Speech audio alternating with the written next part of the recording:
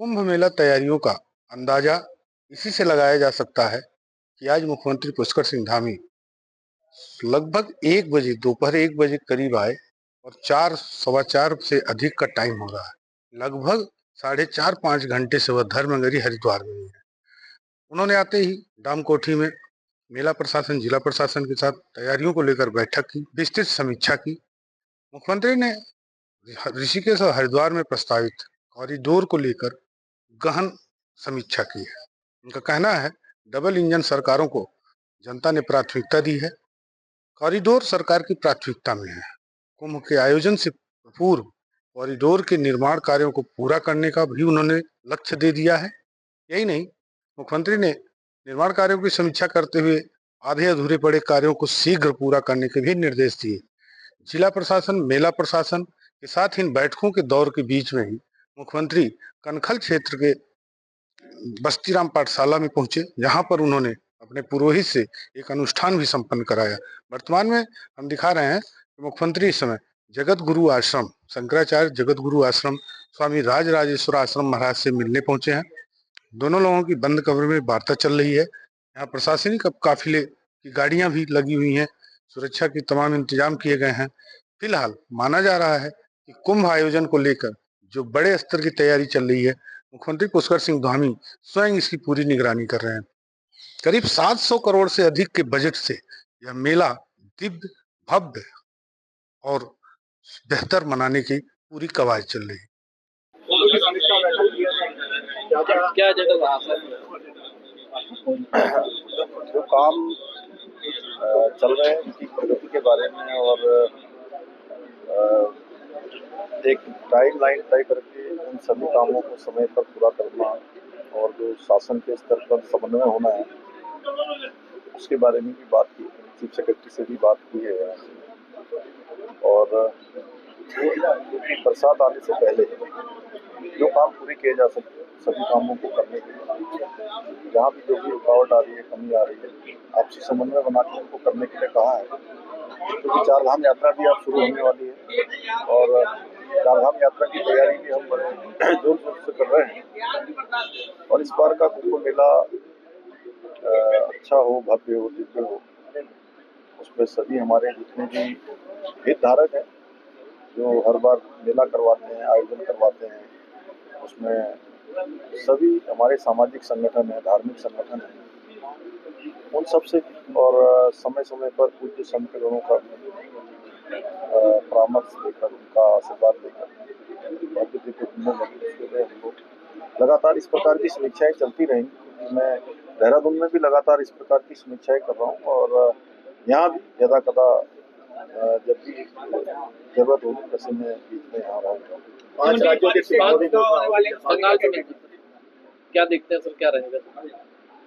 पूरे देश के अंदर जहाँ भी चुनाव हो रहे हैं, देश की जनता इस समय डबल इंजन सरकारों को प्राथमिकता दे रही है, क्योंकि डबल इंजन की सरकारें विकास को तेज गति से आगे बढ़ा रही है, सुशासन स्थापित कर रही है। भारत सरकार और राज्य सरकार दोनों मिलकर एक दूसरे की परस्पर जरूरतों के अनुसार, वहाँ की आवश्यकताओं के अनुसार एक दूसरे को ठीक प्रकार से कोऑपरेट करते हुए एक अच्छा मॉडल, एक अच्छा उदाहरण आज पूरे देश के अंदर बन रहा है। इसलिए लोग बार बार डबल इंजन सरकारों को प्राथमिकता दे रहे हैं। आने वाले समय में जो चुनाव होने वाले हैं वहाँ भी डबल इंजन सरकारों को ही लोग चुनेंगे। मैं तो बंगाल गया था, मैंने देखा है कि इस बार वहाँ भी, क्योंकि जिस प्रकार से वहाँ लोकतंत्र की हत्या हुई है, जिस प्रकार से बड़े पैमाने पर महिलाओं का उत्पीड़न हुआ है, नौजवान युवाओं को रोजगार नहीं मिला है, मेडिकल के क्षेत्र में बड़ी परेशानियां वहाँ पर है, कानून व्यवस्था की स्थिति बहुत खराब है, लोगों को अपना वोट करने के लिए अपने जान तक गंवानी पड़ती है। ऐसा पहला राज्य है पश्चिम बंगाल। तो लोग बहुत इस उत्पीड़न से तंग आ चुके हैं और भाजपा की सरकार बनाएंगे, डबल इंजन की सरकार बनाएंगे। बजट सत्र में इस बार हरिद्वार और ऋषिकेश कॉरिडोर के लिए भी प्रावधान किया गया है। किस फेज में है ये काम, क्या इसमें क्योंकि जो हरिद्वार और ऋषिकेश कॉरिडोर हमारा गंगा का बनने वाला है, जिस पर काम चल रहा है, वो हमारी प्राथमिकता में से है।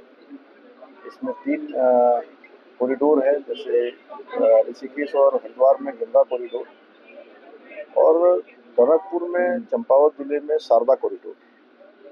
माँ शारदा का तट है और वहाँ माँ पूर्णागिरी का धाम भी है। तो तीनों ही कॉरिडोरों के लिए तीनों जो हमारे रिवर फ्रंट बनने हैं अलग अलग जगह पर, उसके लिए इस बजट में धनराशि का प्रावधान कर दिया है, जिससे कि एक हेड खुल गया है। अब लगातार उस पर काम चल बड़ा रहा है। असमंजस रहा है सर इसको लेकर अभी तक, जैसे व्यापारियों का विरोध भी रहा, तो मतलब किस फेज में है ये और क्या इसको लेकर? नहीं, कोई असमंजस नहीं है। जो भी हम तो जो भी काम करते हैं सबके आपसी समन्वय से करते हैं, हितधारकों से बात करके करते हैं। किसी को परेशानी होगी तो विकास वो बहुत न्यून रह जाएगा, इसलिए सबकी सहमति हो, सब लोग उसमें एक तरह से सहमत हो, उस काम को आगे बढ़ाएंगे। सीएम साहब, काशीराम जी के लिए भारत रत्न की मांग की जा रही है। इससे वो तो भारत सरकार अपने स्तर से सभी को देती है, और मैं समझता हूँ कि अगर मांग की जा रही है तो निश्चित रूप से उसका संज्ञान उससे लिया जाएगा। सर आपने कहा था 2027 में हटरी मारने जा रही है भाजपा, इसको लेकर भारतीय जनता पार्टी की सभी तैयारियां चल रही हैं और संगठन स्तर पर हमारा मजबूत ढांचा है, नीचे तक बूथ अध्यक्ष से लेकर और पटना प्रमुख तक, और पार्टी के हर स्तर पर लगातार हमारे कार्यक्रम चलते हैं, संगठनात्मक गतिविधियां चलती हैं। लगातार जो राष्ट्रीय स्तर से कार्यक्रम मिलते हैं उस पर काम करते हैं, और राज्य की सरकार और संगठन दोनों मिलकर आम जनता के बीच में लगातार जाने का काम करते हैं। जो भी भारत सरकार की योजनाएं हैं, राज्य सरकार की योजनाएं, उनको हमारे कार्यकर्ता संगठन के लोग नीचे तक ले जाने का काम करते हैं। हमारे जनप्रतिनिधि सब मिलकर एक अच्छा उदाहरण प्रस्तुत करते हुए यहाँ की जनता लगातार आदरणीय प्रधानमंत्री मोदी जी के नेतृत्व में हर चुनाव में अपना आशीर्वाद दे रही है, और हम उनके आशीर्वाद को स्वीकार करते हुए अपने प्राणों प्राण से जनता की सेवा करें। मुख्यमंत्री की प्राथमिकता जो रही आज, उन्होंने अपने बयान में भी कहा कि कुंभ मेला दिव्य हो, भव्य हो और सुरक्षित संपन्न हो, इसके लिए सारी तैयारियां समय से पूर्ण की जाएंगी। कृष्णकांत मर्त्य त्रिपाठी, अमर उजाला ब्यूरो, हरिद्वार। अगर आप ये वीडियो YouTube पर देख रहे हैं तो हमारे चैनल को सब्सक्राइब कर बेल आइकन दबाएं, और Facebook पर देख रहे हैं तो हमारे पेज को लाइक करें।